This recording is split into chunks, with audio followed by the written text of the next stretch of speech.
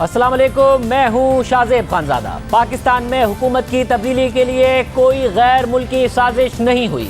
تحقیقات کے دوران کسی بیرونی سازش کے ثبوت نہیں ملے۔ قومی سلامتی کمیٹی کے اجلاس کا اعلامیہ ایک بار پھر عمران خان کے بیانیے کو غلط ثابت کر رہا ہے۔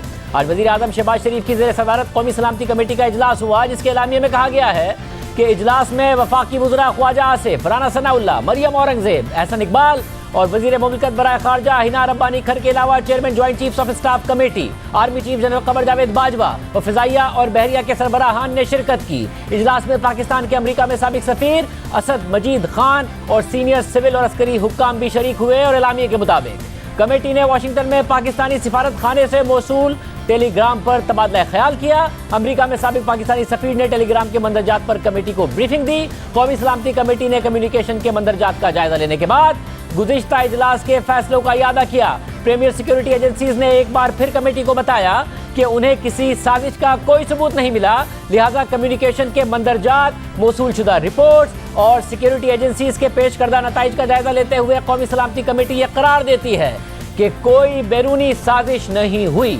آج قومی سلامتی کمیٹی کے اعلامیے میں صاف لکھا ہے اور 2 دفعہ لکھا ہے کہ کوئی بیرونی سازش نہیں ہوئی، لیکن اس کے باوجود تحریک انصاف اسے اپنے بیانیے کی توثیق قرار دے رہی ہے۔ سابق وزیر خارجہ شاہ محمود قریشی نے آج دعویٰ کیا کہ بیرونی مداخلت کے عمران خان کے دعوے کی تصدیق ہو گئی ہے۔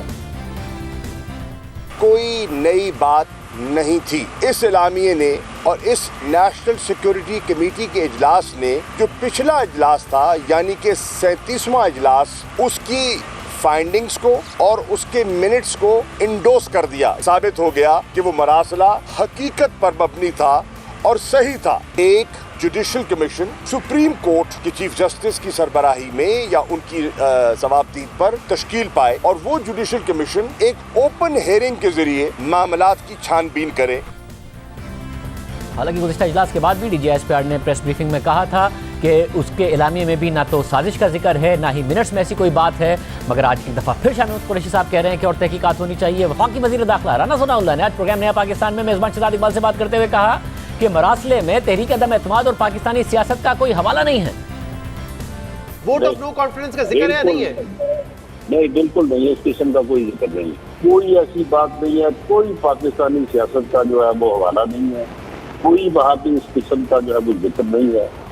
اور یہ جو پہلی جو نیشنل سیکورٹی میٹنگ ہوئی ہے اس کے آپ منٹس پڑھیں، ان میں بھی کوئی سازش کا جو ہے وہ حوالہ نہیں۔ چینلز اب یہ بھی بات کر رہے ہیں کہ جو سابق سفیر امریکہ کے اسد مجید، ان پہ دباؤ ڈالا گیا ہے تاکہ وہ اپنے موقف سے ہٹے، کیا یہ بات درست ہے؟ نہیں، سوال ہی پیدا نہیں ہوتا۔ ان کا موقف تو تحریری ہے، وہ اپنے موقف سے کیسے ہٹ سکتے ہیں؟ گزشتہ روز لاہور جلسے میں خطاب کرتے ہوئے عمران خان نے سوال اٹھایا کہ مراسلے میں پیغام کس کو دے رہے تھے کہ اس کو ہٹا دو، وزیر اعظم تو میں تھا۔ ہمیں ایک مراسلہ آتا ہے، ہمارے ایمبیسڈر سے میٹنگ ہوتی ہے ایک امریکی آفیشل کی، اور ادھر وہ اس کو کیا کہتا ہے؟ ہمارے ایمبیسڈر کو کہتا ہے کہ اگر تم نے عمران خان کو اس نو کانفیڈنس موشن میں نہ ہرایا تو پاکستان کو بڑی مشکلوں کا سامنا کرنا پڑے گا۔ کہتا اگر کامیاب ہو گیا تو ہم پاکستان کو معاف کر دیں گے۔ اچھا، پرائم منسٹر میں ہوں، یہ سنا ذرا، چیف ایگزیکٹو پاکستان کا میں ہوں، اور میسج کس کو دے رہے ہیں؟ کس کو کہہ رہے ہیں کہ اس کو ہٹا دو؟ بتائیں کس کو کہہ رہے ہیں؟ پرائم منسٹر تو میں تھا۔ عمران خان نے یہ بھی کہا کہ جن سے بھی غلطی ہوئی ہے اسے ٹھیک کرنے کا ایک ہی طریقہ ہے، فوری الیکشن کرائیں۔ ایک ہی طریقہ ہے، جن سے بھی غلطی ہو گئی ایک ہی طریقہ ہے غلطی ٹھیک کرنے کا، فوری الیکشن کرواؤ۔ اس سے پہلے سابق وفاقی وزیر اطلاعات فواد چودھری کہہ چکے ہیں کہ اگر اسٹیبلشمنٹ سے ہمارے تعلقات اچھے ہوتے تو ہم حکومت میں ہوتے۔ آج تحریک انصاف نے مطالبہ کیا ہے کہ عدالتی کمیشن اس کی تحقیقات کرے، یعنی کہ جو نیشنل قومی سلامتی کمیٹی کا اعلامیہ ہے جس میں کہا گیا ہے کہ جو ایجنسیز ہیں انہوں نے تحقیقات کی ہیں، اس کے باوجود مزید تحقیقات کا مطالبہ تحریک انصاف کی طرف سے کیا جا رہا ہے۔ آج کے اجلاس میں کیا ہوا ہے، ہمارے ساتھ احسن اقبال صاحب موجود ہیں، جو اجلاس میں موجود ہیں۔ احسن اقبال صاحب بہت شکریہ۔ احسن اقبال صاحب، پچھلے اجلاس کی توثیق کرتا ہے یہ والا اعلامیہ جس کی وجہ سے تحریک انصاف کہہ رہی ہے ہماری بات تو درست ثابت ہوئی ہے، جوڈیشل کمیشن بنائیں۔ آپ آج اجلاس میں موجود تھے اور جن سفیر نے یہ مراسلہ بھیجا وہ بھی موجود تھے، یہ بتائیے انہوں نے ایگزیکٹلی کیا بتایا اور کیا آپ لوگوں نے ان سے سوال جواب کیے اور ان کا کیا نتیجہ ہے؟ دیکھیے شاہزے، پہلی تو بات میں یہ کہنا چاہوں گا کہ شاہ محمود قریشی صاحب اور پی ٹی آئی والے بوکھلائے ہوئے ہیں. جو پچھلی نیشنل سیکیورٹی کمیٹی کی میٹنگ تھی اس کے منٹس کو اور اس کے فیصلوں کو جس طرح عمران نیازی صاحب نے ٹویسٹ کرنے کی کوشش کی، وہ ایک بڑا خطرناک کام تھا کہ آپ قومی سلامتی اور خارجہ معاملات کو اپنی سیاست کی بھین چڑھا رہے ہیں. اسی لیے D G I S P R کو اس پچھلی میٹنگ کے حوالے سے جو فیصلوں کو متنازع بنایا جا رہا تھا وضاحت کرنی پڑی. یہ کوئی معمولی بات نہیں ہے. اسی طرح آج کی جو میٹنگ تھی اس میں جو نئی ڈائمنشن تھی وہ یہ تھی کہ جو اس کیبل کے آتھر تھے ان کو بھی بلا کے سنا گیا اور ان سے بھی سوالات کیے گئے کہ کیا آپ کی گفتگو میں، کیا آپ کے مراسلے میں کسی قسم کی کانسپیریسی کا کوئی پہلو یا مطلب نکلتا تھا. اسی طرح جو تیسری اہم بات تھی کہ آج کی جو میٹنگ تھی اس میں ہماری 2 پریمیئر انٹیلیجنس ایجنسیز کے جن کی ملک کے اندر ملک کے باہر بہت زیادہ کوریج ہوتی ہے اور وہ سرویلنس کرتے ہیں، ان سے بھی رپورٹ لی گئی اور دونوں نے یہ ہماری ایجنسیز نے رپورٹ جب دی کہ کسی قسم کا ان کے پاس کوئی ایویڈنس نہیں. اس کے بعد نیشنل سیکیورٹی کمیٹی نے یہ قرار دیا کہ کسی بیرونی سازش کا وجود نہیں. اب اگر عمران خان صاحب اور پی ٹی آئی اس کے باوجود وہ اس بیانیے کو چلانا چاہتے ہیں، طول دینا چاہتے ہیں، انہیں ہم روک تو نہیں سکتے. لیکن میرا خیال ہے کہ اب وہ پاکستان کے کلیدی مفادات سے، پاکستان کی ڈپلومیسی ہے اس کے کھیل رہے ہیں. میں عمران خان صاحب کی بات پر آتا ہوں، مگر مجھے یہ بتا دیجیے اسد مجید خان تھے ظاہر پچھلے اور اس اجلاس میں جو ایک فرق ہے وہ یہ کہ ایک تو حکومت بدل گئی ہے، وزراء الگ ہیں، اور اسد مجید خان صاحب موجود تھے. عسکری قیادت وہی ہے، انٹیلیجنس ایجنسیز کے سربراہ بھی وہی ہیں. اس کے بعد یہ اعلامیہ آیا ہے. تو مجھے یہ بتا دیجیے کہ اسد مجید خان سے جب سوال آپ لوگوں نے کیا تو انہوں نے جواب کیا دیا؟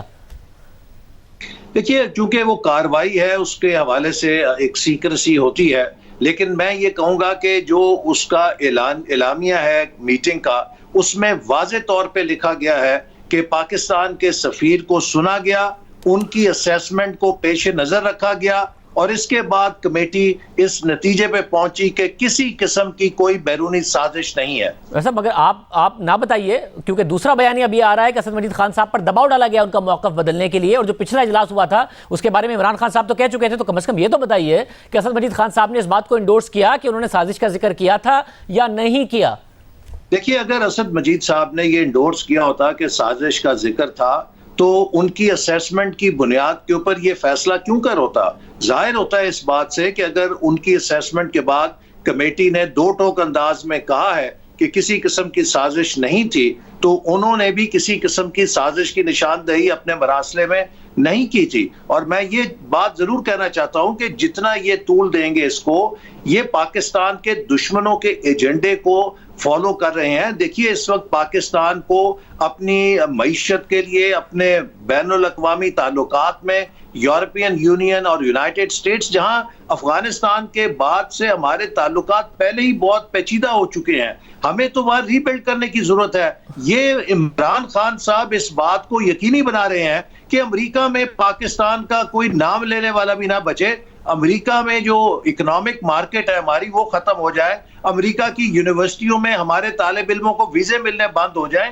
میں نہیں سمجھتا کہ عمران خان صاحب پاکستان کو کیوبا بنانا چاہتے ہیں یا نارتھ کوریا بنانا چاہتے ہیں. ان کا مقصد کیا ہے؟ صرف ایک بندہ. مجھے یہ بتا دیجئے، ملک کو دیکھیں ساری باتیں تو سامنے آ چکی ہیں، تو اس لیے مجھے یہ بتا دیجئے کہ جو وہاں سفیر تھے ہمارے، انہوں نے بتایا کیا کہ ان کی ملاقات کس ماحول میں ہوئی، کس وجہ سے انہوں نے یہ بات ڈرائیو کی اور پھر یہاں پر کیبل بھیجی، کیا معاملہ ہوا ہے؟ اور اس کے بعد 1 ہفتے بعد انہوں نے 8-9 دن بعد اسی ڈان لو کو کیوں شکریہ ادا کر رہے تھے وہ ٹویٹر پر؟ یہ ساری کی ساری باتیں کیا ہیں؟ کس پیراہے میں یہ بات ہوئی ہے؟ شاہزیب، جو یہ کیبل تھی 7 تاریخ کو لکھی گئی، 8 مارچ کو یہاں پر آ گئی اور اس کے بعد حکومت نے 30 تاریخ تک اس پہ کوئی ایکشن نہیں لیا. اگر اس میں اتنا کوئی سنگین سازش کا ذکر ہوتا، 8 تاریخ کو یہ یہاں پہنچی ہے، 9, 10, 11, 12, 15, 18 کسی دن یہ امریکہ کے سفیر کو بلا کے احتجاج کرتے. 30 تاریخ تک یہ سوتے رہے. جب تحریک عدم اعتماد ان کے خلاف کامیاب ہو گئی، انہیں نظر آ گیا شکست ہو رہی ہے، تو انہوں نے اپنی شکست کو کور کرنے کے لیے جیب سے کاغذ نکال کے لہرا دیا. اور دوسری اہم بات یہ ہے کہ اگر 7 تاریخ کو ڈونلڈ لو نے پاکستانی سفیر کو اتنی دھمکی دی اور اتنی پاکستان کے خلاف بات کی، تو 16 مارچ کو پاکستان کے سفارت خانے کی تقریب میں انہی ڈونلڈ لو صاحب کو کی نوٹ سپیکر کے طور پہ کیوں مدعو کیا گیا اور ان کا خطاب سنا گیا پاکستانی ایمبیسی کے فنکشن میں؟ تو یہ صاف ظاہر کرتا ہے کہ ڈونلڈ لو یہ بات آپ نے اسد مجید خان صاحب سے پوچھنی تھی نا. اسد مجید خان صاحب نے اس کا کیا جواب دیا؟ وہ موجود تھے نا آج کے اجلاس میں. انہوں نے بتایا کہ میں نے یہ کیوں 16 تاریخ کو ان کو بلایا، اگر 8 تاریخ کو یا 7 تاریخ کو میں نے کیبل بھیجی تھی اور اگر اس میں کوئی دھمکی آمیز لینگویج تھی، انہوں نے نہیں بتایا. دیکھیے میں اندر کی کاروائی ڈیولج نہیں کر سکتا، لیکن آپ خود اس سے اندازہ کر لیجئے. اس بات کی انہوں نے تصدیق کی کہ 16 مارچ کو انہوں نے کی نوٹ سپیچ دی پاکستانی ایمبیسی کے فنکشن میں. ظاہر بات ہے کہ اگر وہ 16 تاریخ کو مدعو کیے جا رہے ہیں تو انہوں نے 7 مارچ کو کوئی ایسی بات نہیں کی کہ جس کی وجہ سے ان کو پرسونا نان گریٹا یا ناپسندیدہ شخصیت قرار دیا جاتا. بس مجھے یہ بتائیے کہ D G I S P R پہلے کہہ چکے کہ جو پرانی نیشنل سیکیورٹی کمیٹی کی میٹنگ تھی اس کے منٹس آپ پبلک کر دیں. کیا اس کے منٹس پبلک کرنا اس کا آپ سوچ رہے ہیں؟ کیونکہ اب تحریک انصاف تو مزید تحقیقات کا مطالبہ کر رہی ہے اور عمران خان صاحب آپ کو چین سے تو نہیں بیٹھنے دیں گے. وہ تو کہہ رہے ہیں جوڈیشل کمیشن بنے اور چیف جسٹس بنائے اور اوپن ہیئرنگ ہو اس کی. ہماری طرف سے تو جو وہ مراسلہ ہے اس کو بھی پبلک کر دیا جائے، ہمیں تو اس سے کوئی صحت پہ اثر نہیں پڑے گا. لیکن چونکہ اس مراسلے کے اندر امریکہ کے جو ڈپلومیٹ ہیں ان کی گفتگو کوٹس کے طور پہ دی گئی ہے. اب اگر آپ کسی دوسرے ملک کے سفارتکار کی گفتگو کوٹس کے ساتھ پبلک کرتے ہیں تو آپ کو ان کی اجازت لینی پڑتی ہے، اور اگر آپ نہیں لے کے کرتے تو آپ کے تعلقات میں بالکل بریک ڈاؤن ہو سکتا ہے. یہ عمران خان صاحب نہ صرف پاکستان کے تعلقات کو تباہ کر رہے ہیں بلکہ پاکستان کی ڈپلومیسی کو یوں تباہ کر رہے ہیں کہ اس سکینڈلائزیشن کے بعد اب پاکستان کا کوئی سفیر اپنی فرینک آبجیکٹیو اسیسمنٹ یا کھل کے کوئی بات نہیں لکھے گا کہ پاکستان میں پتہ نہیں کیا بات کا بتنگڑ بنے گا. میں سیف باتیں لکھوں. دوسرے ملکوں کے جو سفارتکار ہیں وہ ہمارے سفیروں سے مل کر صرف موسم کی کھانے پینے کی بات کریں گے کہ یہ لوگ بڑے غیر ذمہ دار ہیں، ہماری باتوں کو غلط مطلب نکالتے ہیں. مگر جو کوٹس ہیں آپ کہہ رہے ہیں کہ باقاعدہ طور پر کوٹ ان کوٹ بات کی گئی ہے، تو اس میں یہ ہے کہ اگر عمران خان کی حکومت نہیں رہی تو پھر تعلقات اچھے نہیں ہو سکتے ہیں، اگر رہی تو، اور اگر نہیں رہی تو پھر عدم اعتماد کامیاب ہو گئی تو پھر پاکستان کی تمام چیزیں معاف کر دی جائیں گی. یہ باتیں ہیں اس میں؟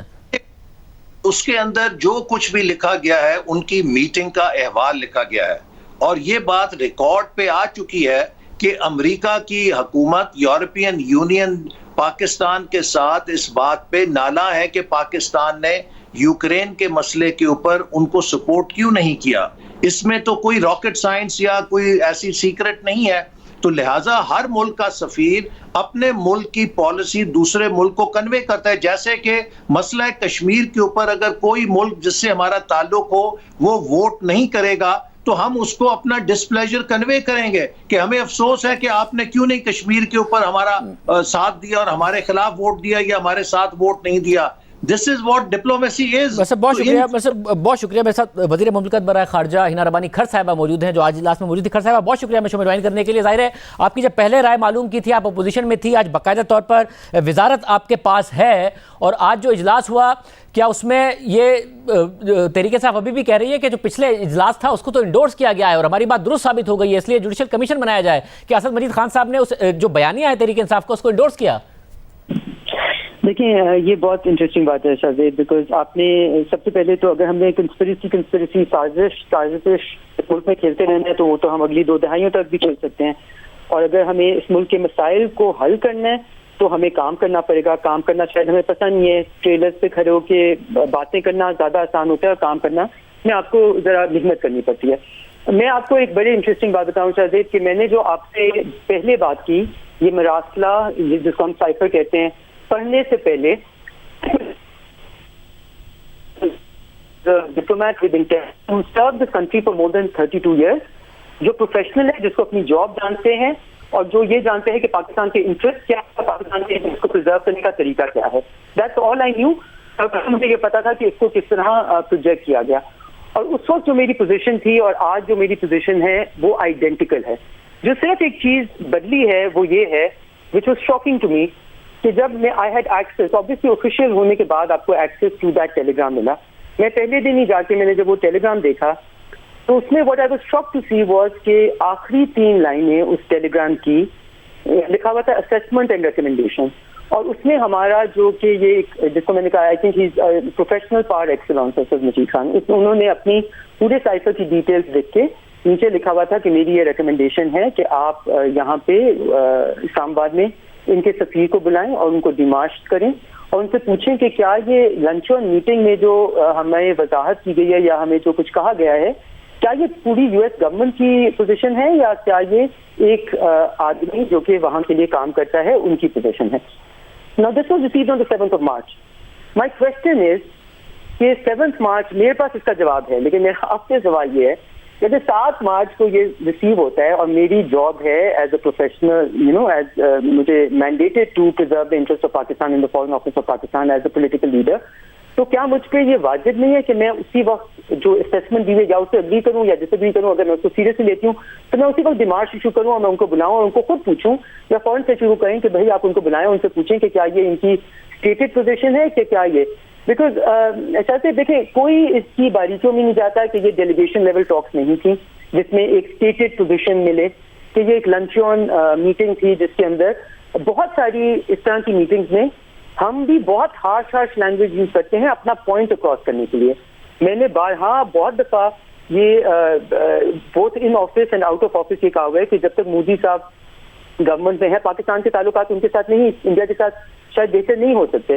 اینڈ اف یہ Hindutva oriented Modi exit India اور وہ الیکٹ نہیں ہوتے تو شاید پاکستان انڈیا کے تعلقات اور پوری ریجن میں ایک تعلقات کی بہتری کا سلسلہ آتا ہے. اب میں بھی ٹیکنیکلی تو انٹرفیئر کر رہی ہوں بیکاز میرا حق تو نہیں بنتا کہ میں چوز کروں کہ انڈیا کو کون لیڈ کرے, بٹ میں اپنا ویو دے رہی ہوں. It might be a very strong view, it might be an aggressive statement, but that is my view. So the difference between giving a statement جس میں اپنا ویو ایکسپریس کروں جو کہ شاید انڈپلومیٹک ہو اینڈ کنسپریسی یا interference of a high proportion میں بہت فرق ہے. مگر کیا اس میں جو اوپینین تھا اس میں کہیں نہ کہیں یہ تھا کہ اس حکومت کے ساتھ ہم نہیں چل سکتے ہیں, عدم اعتماد کامیاب ہو گئی تو پاکستان کی ساری چیزیں معاف ہو جائیں گی, ایسی بات تھی؟ دیکھیں Shahzeb, I take this office very seriously.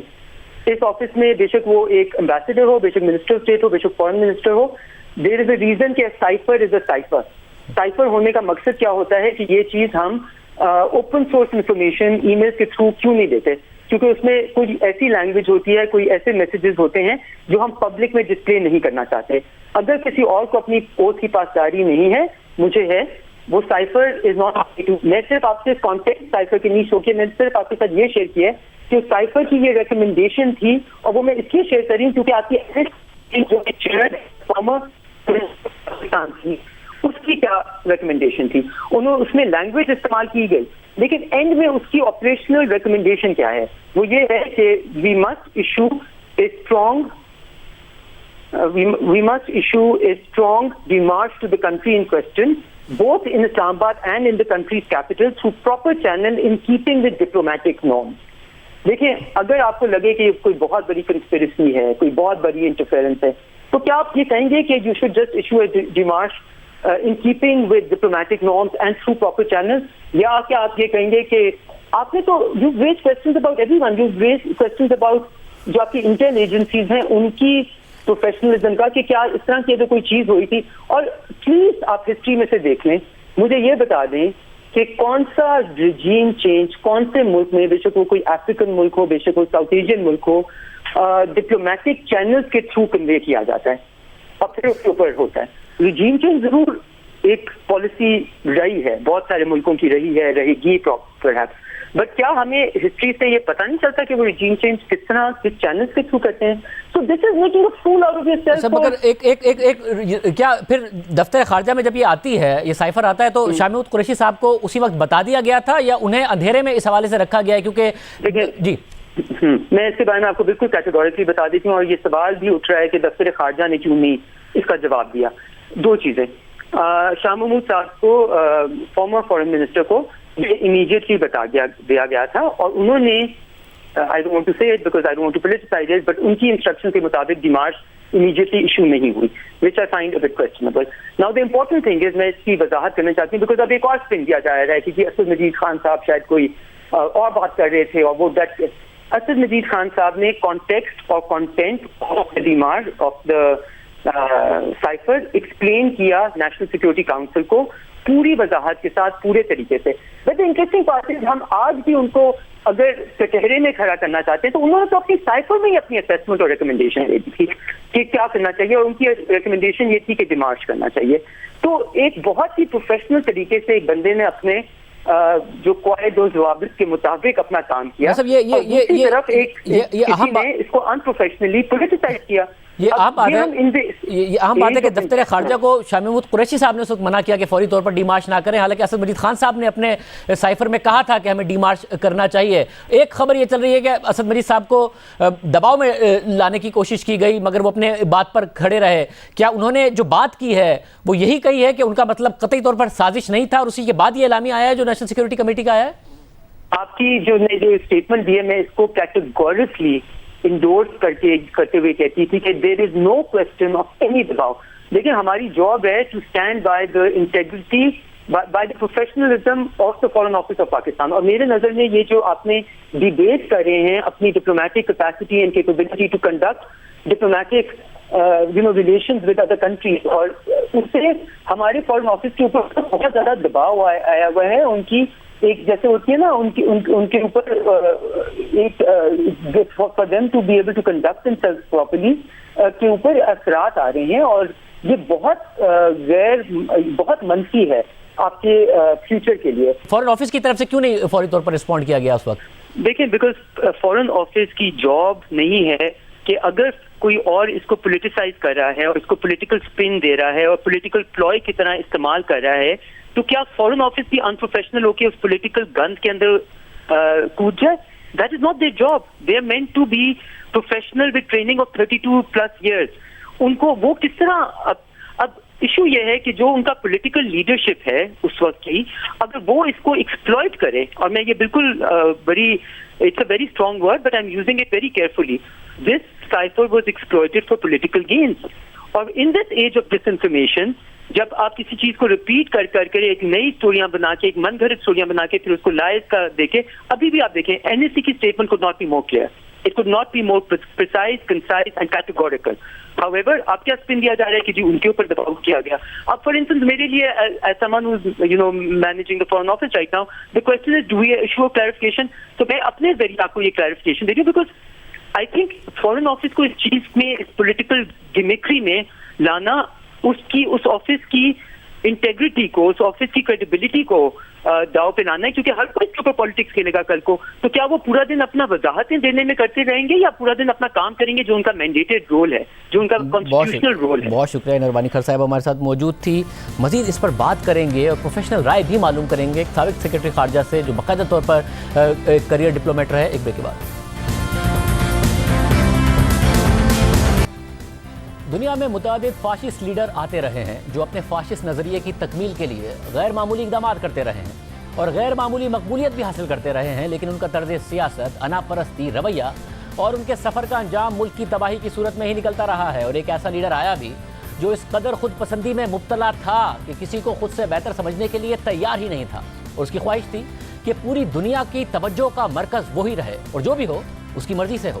Us leader کو نہ سننے کی عادت نہیں تھی مگر ہاں کہنے والوں کی حمایت بھی حاصل نہیں تھی, اور یہ مقام حاصل کرنے کے لیے عوامی مقبولیت بہت ضروری تھی. اور عوام میں مقبول ہونے کے لیے اس لیڈر نے سیاسی نظام سے متعلق عوام میں موجود ناراضیوں اور خدشات کا فائدہ اٹھانا شروع کر دیا. معاشرے میں موجود بے روزگاری, بھوک اور ناانصافی پر آواز اٹھانا شروع کر دی اور لوگوں کو باور کرایا کہ وہ ایک لیڈر نہیں ہے بلکہ ان کے حقوق کا محافظ ہے, جبکہ مخالفین لٹیرے ہیں, منافق ہیں, غدار ہیں. پھر اس لیڈر نے اپنی قوم کی بدحالی کی وجہ بیرونی قوتوں کو قرار دینا شروع کر دیا, بیرونی مداخلت برداشت نہ کرنے کا نعرہ لگا دیا اور دعویٰ کیا کہ اس کی قوم کا فخر مٹی میں ملا دیا گیا ہے, اس کی اخلاقیات تباہ کر دی گئی ہیں اور ملک میں موجود سیاسی قوتیں اور مختلف گروہ بیرونی قوتوں سے ملے ہوئے ہیں اور بیرونی قوتیں اپنے مفادات کے لیے ان پر سرمایہ کاری کر رہی ہیں. پھر اس لیڈر نے اس بیانیے پر کام کرنے کے لیے کئی سازشی نظریوں پر کام شروع کیا اور عوام کی ایک بڑی تعداد اس لیڈر پر اندھا اعتماد کرنے لگ گئی. مگر سب سے دلچسپ بات یہ ہے کہ اس لیڈر کو تقاریر کا فن آتا تھا. وہ جھوٹ بھی اس اعتماد سے بولتا تھا کہ لوگ اسے سچ مانگنے لگ گئے تھے. لیکن اس پوری حکمت عملی کے باوجود اس لیڈر کو اقتدار تک پہنچنے کے لیے جو عوامی حمایت کی ضرورت تھی وہ اس کے پاس نہیں تھی, جس کے بعد اس لیڈر نے خود کو مزید عوامی بنانے کے لیے ایک مخصوص لباس پہننا شروع کر دیا, ایک مخصوص اسٹائل اپنا لیا, اور دیکھتے دیکھتے لوگوں میں اس کا اسٹائل ایک فیشن بن گیا. اس فاشسٹ لیڈر کی پارٹی مقبول ہوتی گئی, اس کے نعرے مقبول ہوتے گئے, مگر اس کے باوجود قومی لیڈر بننے کا سفر آسان نہیں تھا, کیونکہ ملک میں موجود دیگر سیاسی جماعتوں کی گرفت اقتدار پر مضبوط تھی.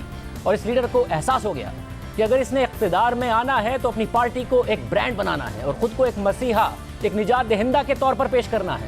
اپنی پارٹی کو ایک برانڈ بنانے کے لیے اس لیڈر نے ایک فورس پر کام کرنا شروع کر دیا جو نوجوانوں اور وفاداروں پر مشتمل تھی, اور وہ اس لیڈر کی ہر بات پر لبیک کہنے پر تیار تھی, بنا یہ سوچے کہ وہ بات صحیح ہے یا غلط. اور پھر ہوا بھی یہی.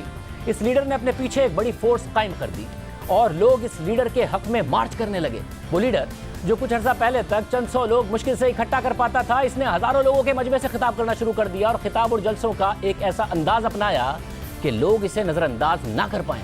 اور اسی دوران وہ غریبوں کو یقین دلاتا رہا کہ دولت ایک مخصوص طبقے تک محدود ہے اور اسے اشرافیہ کے ہاتھوں سے نکال کر عوام کی حکمرانی قائم کی جائے گی, روزگار کے مواقع فراہم کیے جائیں گے, یومیہ اجرت کو بڑھایا جائے گا, کسانوں کو ان کی زمین دی جائے گی, انڈسٹری کو بہتر بنایا جائے گا, قوم کی اخلاقیات کو زندہ کیا جائے گا, اس کا کھویا ہوا مقام واپس دلایا جائے گا. جس کے بعد اس لیڈر نے ایک ٹیم سلیکٹ کی جس کا مقصد اس کے پیغام کو بغیر کوئی سوال اٹھائے آگے بڑھانا تھا. اس ٹیم میں آرگنائزرز شامل تھے جن کا کام پارٹی کے جلسوں اور ریلیوں کے انتظامی معاملات دیکھنا تھا, اور اس ٹیم میں سابق فوجی بھی شامل ہو گئے جن کا کام مخالفین کی آواز کو دبانا تھا.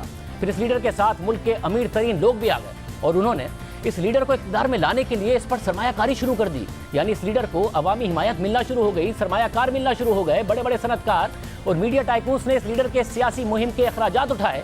لیکن اس لیڈر کو ایسے لوگوں کی تلاش تھی جو اس لیڈر کے جھوٹ پر مبنی پیغامات کو ایک بیانیہ بنا کر عوام کو ذہن نشین کروا دے. اور پھر اس لیڈر کو ایسے لوگ ملے بھی جنہوں نے وفاداری کا وعدہ کیا اور پروپیگنڈا کرنے کے لیے جدید میڈیا کا استعمال کیا, ایک باقاعدہ نیٹ ورک بنایا, اور اس بات پر اتفاق کیا کہ ہر جلسے میں, ہر تقریر میں ایک ہی بات کو بار بار دہرایا جائے, چاہے وہ جھوٹ ہی کیوں نہ ہو, مگر اس بات پر زور دیا جائے اور بار بار دیا جائے, اتنی بار دہرایا جائے کہ جھوٹا پروپیگنڈا بھی سچ لگنے لگے. اور ہوا بھی یہی. دیکھتے دیکھتے ایک ہی قسم کا بیانیہ ذرائع ابلاغ کے مختلف پلیٹ فارمز پر دیا جاتا, جس کی وجہ سے اس لیڈر کے حامی تو کیا, مخالفین کو بھی اس کی باتیں یاد ہو گئی. وہ قرضوں میں ڈوبی ہوئی قوم کو دوبارہ اپنے پاؤں پر کھڑا کرنے کا وعدہ کرتا رہا, دعویٰ کرتا رہا, مگر یہ سب کرنے کے بعد بھی اس لیڈر کو اقتدار نہیں ملا. اور ایک دن اس لیڈر نے حکومت کا خاتمہ کرنے کے لیے ملک کی اہم شاہراہوں پر مظاہرہ شروع کر دیا, تشدد کا راستہ اختیار کیا, اور اس کارروائی میں ملک کا ایک نامور فوجی جرنیل بھی اس لیڈر کے ساتھ کھڑا ہو گیا, کیونکہ یہ لیڈر اسے وعدہ کر چکا تھا کہ حکومت کا خاتمہ ہوگا تو وہ اسے ملک کی فوج کا سربراہ بنا دے گا. مگر مظاہروں اور پرتشدد واقعات کے باوجود اس لیڈر کو اقتدار نہیں ملا, اور اس وقت کی حکومت نے اس پر مقدمات بنائے, مگر اس فاشسٹ لیڈر نے ہار نہیں مانی, کیونکہ اسے احساس ہو گیا تھا کہ اب اس کی قوم کے پاس اور کوئی متبادل نہیں ہے. وقت بدلا, حالات بدلے, ملک کی سیاسی صورتحال بدلی, اور پھر ملک میں انتخابات ہوئے تو اس لیڈر کی پارٹی نے حیران کن طور پر 30% سے زائد ووٹ حاصل کر لیے. اکثریت نہیں ملی, مگر اس فاشسٹ لیڈر نے ایک ایسا ماحول پیدا کر دیا کہ اس کے بغیر حکومت بنانا مشکل ہو گیا. اور پھر دیکھتے دیکھتے یہ لیڈر مزید مقبول ہوتا گیا, اور پھر یہ فاشسٹ لیڈر ایک کولیشن حکومت کا سربراہ بن گیا. اور پھر اس لیڈر نے اپنے فاشسٹ نظریات کی تکمیل کے لیے قانونی, غیر قانونی, اخلاقی, غیر اخلاقی, صحیح غلط تمام اقدامات اٹھائے.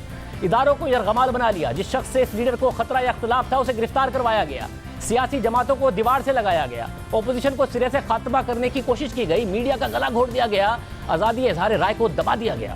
ایسے قانون بنائے گئے جس سے سارے اختیارات اس کے پاس آتے گئے, بغیر ثبوت کی گرفتاریوں کے لیے قانون منظور کرائے گئے, اور لوگوں میں یہ خوف پھیلا دیا گیا کہ ملک خطرے میں ہے, اور خود کو ایک بہادر لیڈر کے طور پر پیش کیا اور وعدہ کیا کہ وہ اس قوم کو اس کا کھویا ہوا مقام واپس دلائے گا. مگر اس ملک کا کھویا ہوا مقام تو واپس نہیں آیا, وہ ملک مزید پستی میں چلا گیا. ایک زمانہ تھا کہ یہ لیڈر اپنی قوم کے لیے ایک ہیرو تھا, اور آج اس لیڈر کی اونرشپ بھی کوئی لینے کو تیار نہیں ہے. جس فاشسٹ لیڈر کی بات ہو رہی ہے وہ ایڈولف ہٹلر ہے, جس نے آج سے 77 سال پہلے آج ہی کے دن یعنی 22 اپریل کو اپنی شکست قریب دیکھ کر اشتعال میں آ کر کہا کہ میں برلن میں آخری دم تک رہوں گا اور بھاگنے کے بجائے خود کو گولی مار دوں گا, اور اس کے 8 دن بعد ہٹلر نے اپنی اہلیہ کے ساتھ خودکشی کر لی. آج ہٹلر کو پوری دنیا جانتی ہے. شاید ہی ہٹلر جیسی مقبولیت کسی لیڈر کو ملی ہو, لیکن وہ مقبولیت اچھائی کے لیے نہیں تھی. ہٹلر کو آج بھی لوگ یاد کرتے ہیں تو ایک نسل کش, پاگل اور ایک فاشسٹ لیڈر کے طور پر یاد کرتے ہیں. یہ تو ماضی کی بات تھی, مگر موجودہ دور میں بھی ایک ایسا لیڈر ہے جو کہتا تو خود کو جمہوری ہے لیکن رویہ آمرانہ ہے.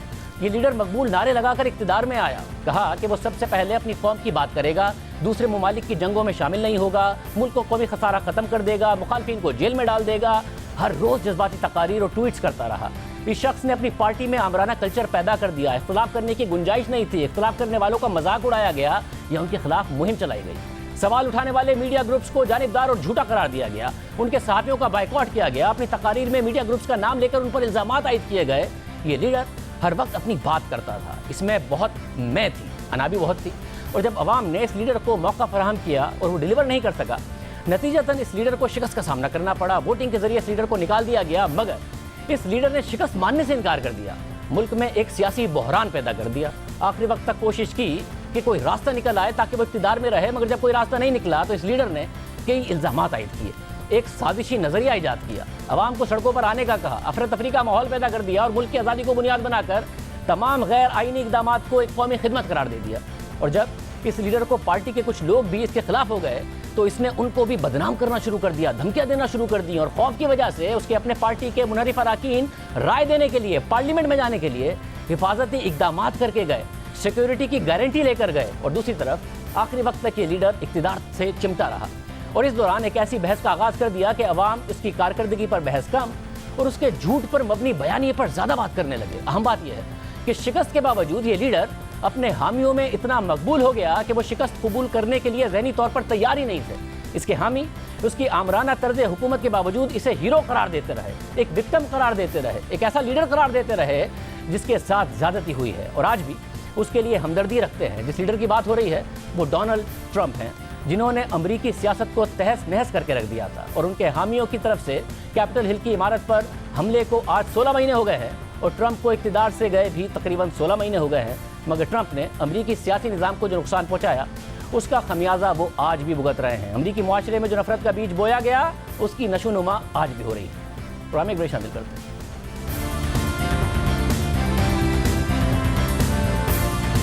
نیشنل سیکیورٹی کمیٹی نے سازش کا بیانیہ مسترد کر دیا ہے، مگر تحریک انصاف اب بھی اپنی بات پر قائم ہے۔ اصل میں کیا معاملہ ہے؟ کیا واقعی اس قسم کے جو مراسلے ہیں وہ آتے رہتے ہیں؟ سابق سیکرٹری خارجہ اعزاز احمد چودھری صاحب ہمارے ساتھ موجود ہیں۔ صاحب بہت شکریہ مجھے جوائن کرنے کے لیے۔ آج ایک اور نیشنل سیکیورٹی کمیٹی کی میٹنگ، ایک اور اعلامیہ جس میں 2 دفعہ کہا گیا ہے کہ کوئی سازش نہیں ہوئی ہے، مگر ظاہر ہے دوسری طرف سے کہا جا رہا ہے تحریک انصاف کی طرف سے کہ جو بلیٹنٹ انٹرفیئرنس کا معاملہ تھا پچھلے اعلامیے میں وہ ہماری بات کو پھر بھی صحیح ثابت کرتا ہے۔ سب ظاہر ہے آپ فورن سیکرٹری رہے، مختلف ممالک میں سفیر رہے، آپ کی کیا ٹیک ہے سارے کے سارے معاملے پر؟ جی میں یہ سمجھتا ہوں کہ ڈپلومیٹک کیبلز میں تمام ہمارے جو سفراء ہیں وہ جو وہاں پہ سنتے ہیں، جو دیکھتے ہیں، اس کو بڑی ایمانداری سے حکومت وقت کو بھیجتے ہیں، کیونکہ ان کا یہ خیال ہے کہ جو حکومت اپنی پالیسی سازی کرے گی تو اس کے لیے یہ معلومات اہم ہوگی۔ اب اس حوالے سے ہم نے کیبل تو نہیں میں نے دیکھی، لیکن میڈیا میں اب چونکہ اتنا زیادہ اس کے کنٹینٹس پہ بات ہو گئی ہے تو واضح ہو گیا ہے کہ وہاں پہ ان کے ایک فیئر ویل لنچ میں ان کو کوئی بات بتائی گئی پاکستان کے حوالے سے، اور خفگی ان کی رشیا کے اوپر تھی کہ جی پاکستان نے روس کا کیوں جھکاؤ ہے۔ تو امریکہ کی طرف سے بھی اور دوسرے ملکوں کی طرف سے بھی اس قسم کے جو بیانات ہیں، کبھی ناشائستہ زبان میں، کبھی سخت دھمکی آمیز انداز میں ہوتے رہتے ہیں۔ اب بات یہ ہے کہ اب تو نیشنل سیکیورٹی کمیٹی اور سب نے یہ کہہ دیا کہ یقیناً یہ ایک دخل اندازی تو تھی پاکستان کے اندرونی معاملات میں، اور اس کے لیے پروٹیسٹ کیا جائے جو ڈیمارش میرا خیال ہے کر دیا گیا ہوا ہے، لیکن کیا اس کو سازش کہا جا سکتا ہے کہ نہیں کہا جا سکتا؟ اس میں تو آج کے اعلامیہ میں پھر یہ کہا ہے کہ یہ سازش نہیں تھی۔ ابھی تک کی جو تحقیق ہماری سیکیورٹی اتھارٹیز نے بتائی ہے اس کے حساب سے تو شاید یہ سازش نہیں تھی، لیکن ایک مداخلت ضرور تھی۔ ویسے پھر وہ مداخلت پہ بھی یہ اب کہا جا رہا ہے کہ جی مداخلت اور کیا ہوتی ہے، تو ذرا ہمیں بتائیے گا کیا یہ درست ہے کہ سفارتی زبان میں اگر کوئی ملک آپ کے اندرونی معاملات کے حوالے سے بیان بھی دے تو اس پر جو ڈیمارش کیا جاتا ہے وہ مداخلت کے طور پر کیا جاتا ہے، اس کو مداخلت گردانا جاتا ہے، یا پھر سازش ہی کو مداخلت گردانا جاتا ہے؟ نہیں دیکھیں، مداخلت کئی قسم کی ہوتی ہے، لیکن زیادہ تر خارجہ پالیسی کے حوالے سے تمام ممالک دوسروں پہ اپنا اثر ڈالتے ہیں اور زور ڈالتے ہیں۔ میں آپ کو مثال دوں کہ امریکہ نے یہ بڑی دیر یہ پالیسی رکھی کہ پاکستان جو ہے اس کا حقانی نیٹ ورک اور طالبان کو حمایت کرنے کی وجہ سے، ان کو جگہ دینے کی وجہ سے امریکہ کو افغانستان میں کامیابی نہیں ہو رہی، اور اس پہ انہوں نے بڑے بڑے سخت ہم پہ الزامات لگائے، سنگین الزامات لگائے، کبھی کبھی یہ بھی کہا کہ سول اور ملٹری اتھارٹیز آپس میں اس معاملے میں ایک دوسرے کے ساتھ نہیں ہیں، اور یہ سارا بھی اگر آپ ایک نظر سے دیکھیں تو یہ سارا مداخلت ہے، لیکن یہ ہوتا رہا ہے۔ آپ کو یہ بھی علم ہے کہ جنرل مشرف نے بھی اپنی کتاب میں لکھا کہ کس طرح سخت جملے 9/11 کے بعد پاکستان کے متعلق استعمال کیے گئے۔ میں نے خود بھی دیکھا کئی بار کہ 2015 میں مجھے یاد ہے ہمارے نیوکلیئر پروگرام کے حوالے سے وہ بڑی سخت باتیں کرتے تھے آ کر، لیکن پاکستان بھی ان کے حوالے سے اپنا موقف جو ہے وہ رکھتا تھا۔ تو مجھے تو یہ محسوس ہوتا ہے کہ پاکستان کے اندر اگر کوئی پاکستان کی جو داخلی صورتحال ہے اس کے اوپر عموماً بات نہیں کی جاتی ہے ڈپلومیٹک سرکلز میں۔ مثال کے طور پر ہم یہ نہیں کہہ سکتے کہ جو بائیڈن کی حکومت اچھی ہے یا ڈونلڈ ٹرمپ کی اچھی ہے، یہ ان کا فیصلہ ہے۔ اسی طرح پاکستان کے اپنے عوام کا فیصلہ ہے کہ وہ کیا کریں گے کیا نہیں کریں گے۔ اسی لیے میرے خیال میں پروٹیسٹ بھی کیا گیا کہ آپ داخلی معاملات کے اوپر نہ کریں، اگر آپ کی کوئی خارجہ پالیسی کے حوالے سے رائے ہے تو ہم دیکھیں گے، ہم اپنا فیصلہ اس کی روشنی میں کریں گے۔ ویسے اس کو کریکٹ کیا جا رہا ہے کہ جو ان کے یہاں پر ڈپلومیٹک اسٹاف ہے، ساتھ ساتھ جو سفیر ہیں وہ ملے یہاں پر پاکستان کے اپوزیشن رہنماؤں سے، جس کو اس بات سے جوڑا جا رہا ہے کہ اس سے سازش ثابت ہو جاتی ہے۔ حالانکہ ظاہر ہے انہی رہنماؤں سے آرمی چیف بھی ملے، پرویز الہی صاحب بھی ملے، مگر اس سے یہ اخذ کیا جا رہا ہے عمران خان صاحب کی طرف سے، کیا ایسے ہی ہوتا ہے؟ دیکھیں عموماً تو جو ڈپلومیٹس ہیں وہ اپوزیشن کے لوگوں کو بھی ملتے ہیں۔ مجھے یاد ہے کہ منموہن صاحب کی حکومت تھی اور اس وقت ہم ہندوستان گئے تو ہم ملے تھے اڈوانی صاحب سے بھی اور جسونت سنگھ صاحب سے بھی۔ اسی طریقے سے میں جب امریکہ میں تھا تو میں کم و بیش 60 کانگریس مین اور سینیٹر سے 1 on 1 ملا اور دونوں طرف سے ملا۔ تو یہ ہمارا تو کام ہے کہ معلومات ہم اخذ کریں، ڈپلومیٹس جو ہیں، اور حکومتوں تک پہنچائیں۔ بہت شکریہ، گفتگو آپ نے سنی، یاد دیجیے۔ اللہ حافظ۔